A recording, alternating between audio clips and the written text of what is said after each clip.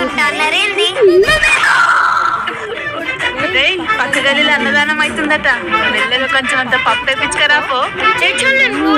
ఎవరైనా చూస్తే తోతుంది. కావాలంటే నువ్వే పోతావా బాబా ఇప్పుడు? ఇంకా జర పెద్ద చచ్చెట్టు ఉంటే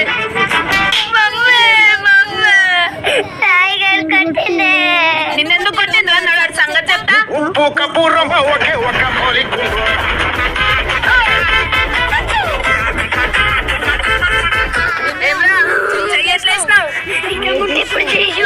మాట్లాడుతున్నా కదా, చెప్పు ఎట్లేసినావు?